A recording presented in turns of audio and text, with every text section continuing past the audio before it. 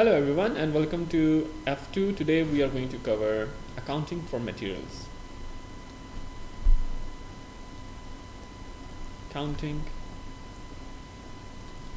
for materials. So what are the topics inside accounting for materials that we need to cover? First of all, we are going to cover types of materials. Then we are also going to cover the free inventory. We are going to cover different inventory levels.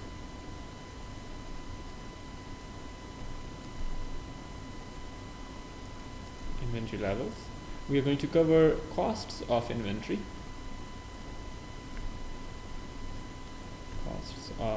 We are going to cover a very important topic, which is economic order quantity.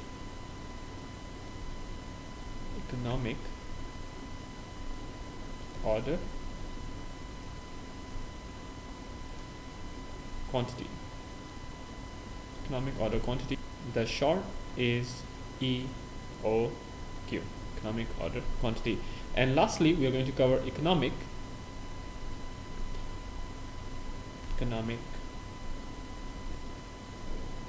batch quantity, which is EBQ.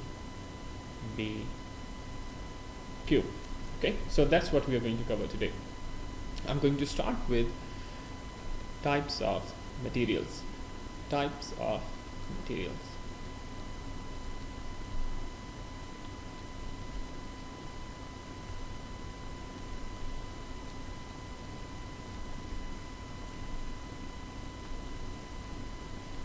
Now, all manufacturing businesses will deal with different types of material depending on at what stage of production a material is. So first of all, we have the raw materials. Okay, what is raw material? So this is the material that business will buy in from its suppliers and will use this material to convert this material by manufacturing process into finished goods, right? So this is unprocessed material. This is your unprocessed material. Now, what is work in progress? So our second type of material is work in progress.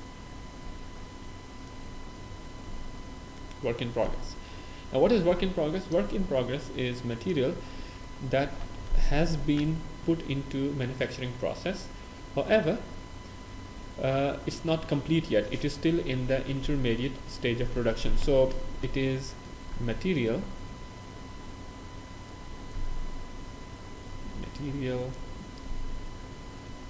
in the intermediate stage of production. So this material is not unprocessed. Some of this material has been processed already. However, it has not been converted into finished goods yet. So it is in the intermediate stage of production. So the next type of material is finished material or finished goods. You call it finished goods. What are finished goods? This material has already been converted into finished, completely manufactured items that are available for sale to customers. So completely manufactured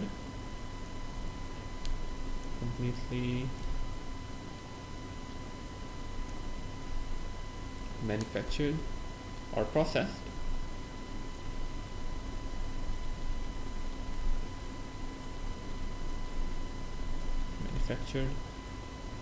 completely manufactured goods available for sale.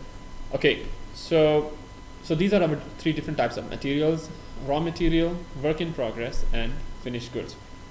Now the next thing that we have to cover is the free inventory.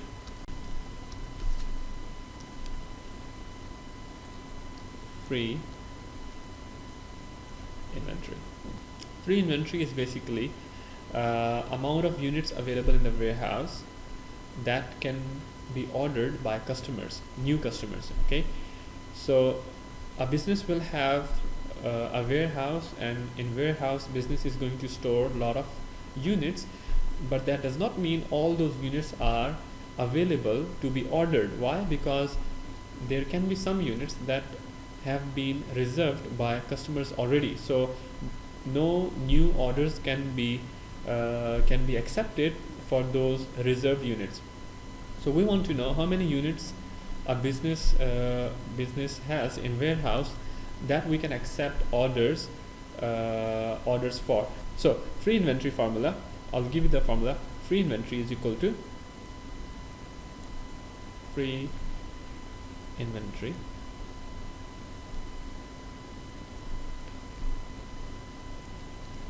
is equal to, first of all, we want to know how many total units are available in the warehouse. So total physical units. Total physical units means how many total units are available in the warehouse, including those units that have been reserved by customers already. So out of this total physical units, what do we want to do? We want to subtract the units reserved by the customers. So units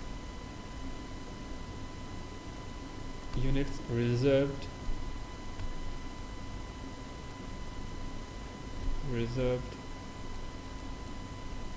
by customers,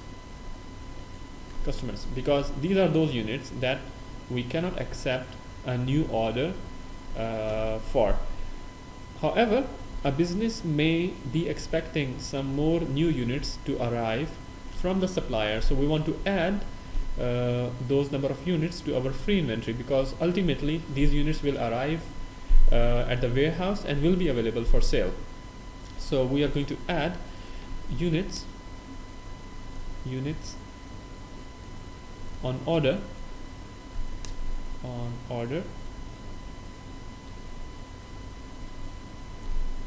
from suppliers. Okay, so this is the formula for free inventory. Free inventory is equal to total physical units minus units reserved by customers by placing orders, plus units on order from suppliers. So the net of this will be the free inventory. Let's take an example how to use this formula. Okay, so this is our question here. It says a wholesaler has 8450 units outstanding for part XI 100 on existing customer orders.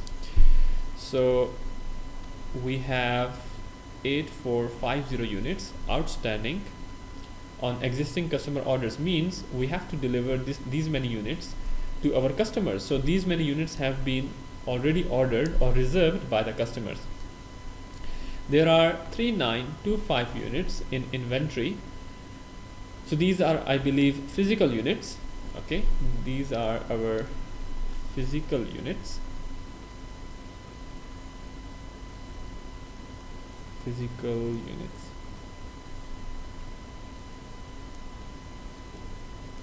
And the calculated free inventory is 5525 units.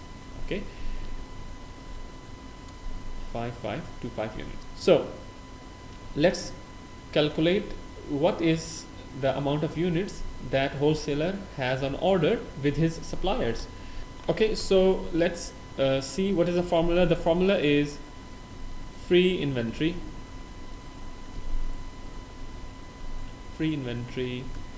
is equal to physical units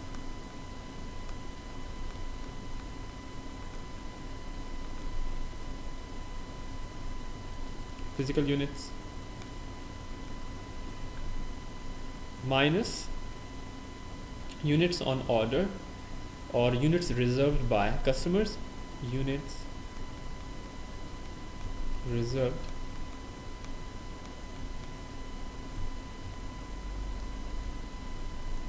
by customers,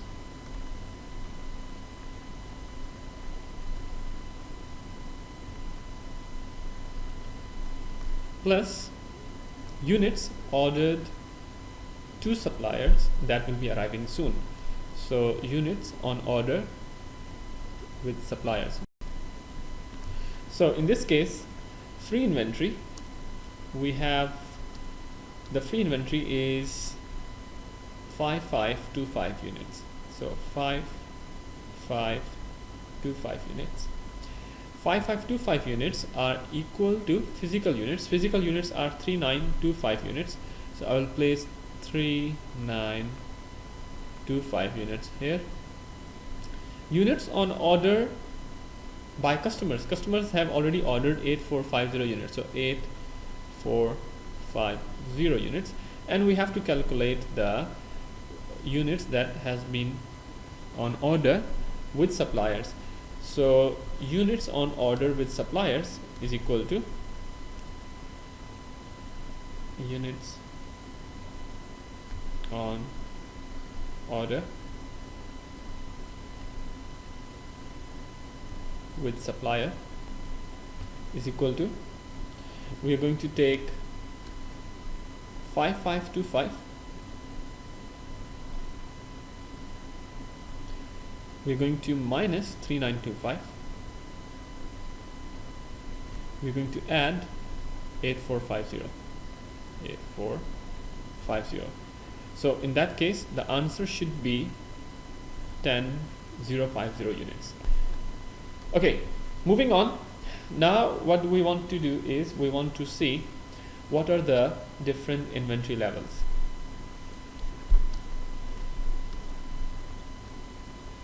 Inventory levels. Okay, let's say this is our small warehouse, okay, and we have two different levels of inventory. The first one is our maximum level,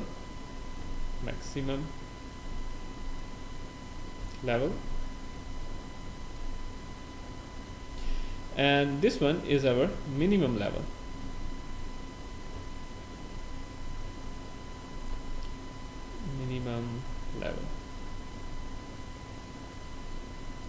Now what do you mean by the maximum and minimum level?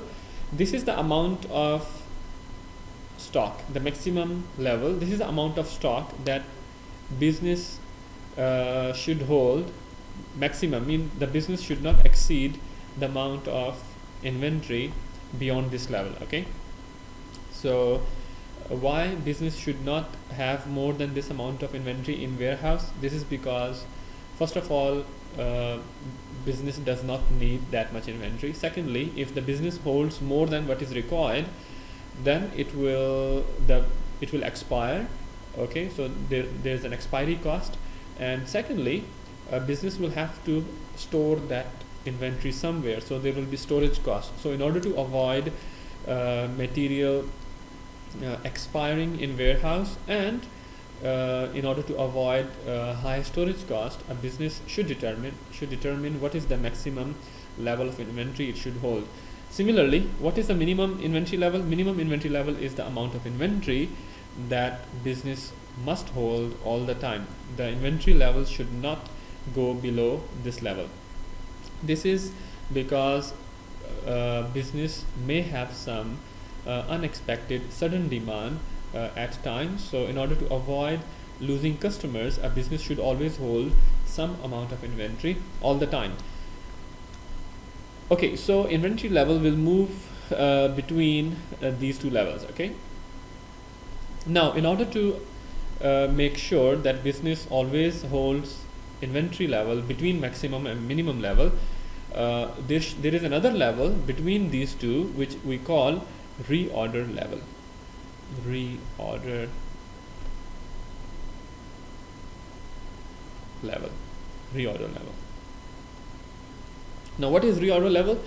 Reorder level is the level of inventory at which business will place new order to suppliers for more units, more goods, right? This is because if the business does not order more units to suppliers, eventually the business will run out of goods. Okay, so in order to avoid goods going beyond minimum level, business will have to determine at what level between maximum and minimum it needs to place a new order for units to suppliers. Okay, so I'm going to give you the formula for reorder level. The reorder level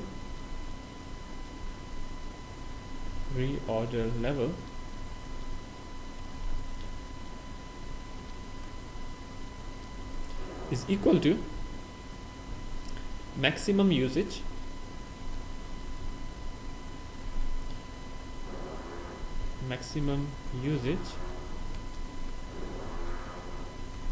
times maximum lead time.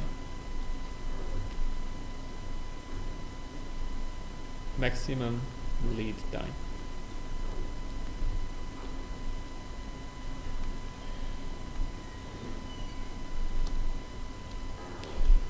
Now, what is lead time?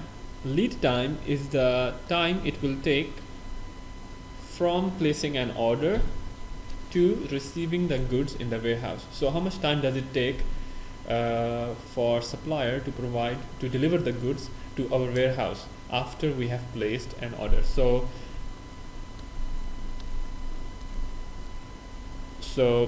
it is time taken by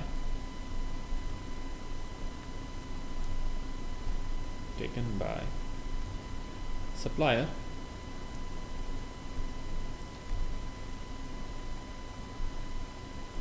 to deliver goods.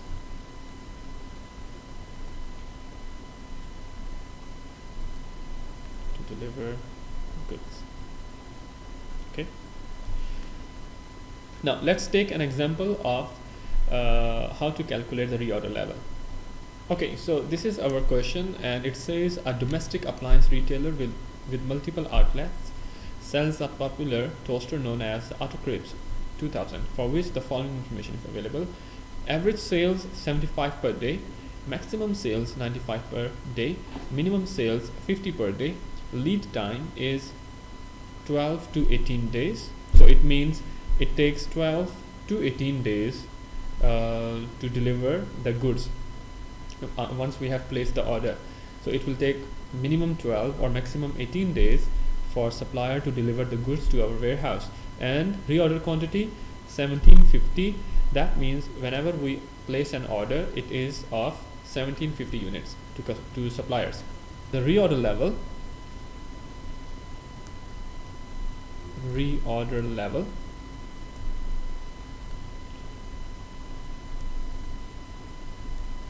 is equal to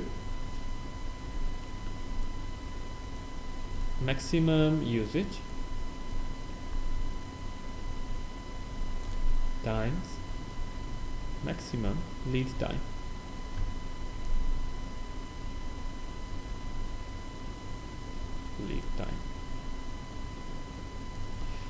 So in this case, how much is the maximum sales that we do per day? The maximum sales are 95 per day, okay, and the maximum lead time is 18. That means if I was to wait for 18 days for the goods to deliver to my warehouse, how many units I should have in my warehouse to make sure that I don't lose any customers, right? So that's what reorder level is. So I need to have at least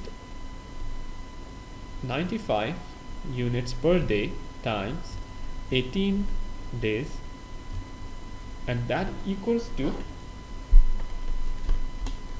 1710 units in warehouse. So I need to have 1710 units in my warehouse when I must place an order to suppliers, in order to avoid running out of inventories and in order to avoid losing any customers. So that's my reorder level.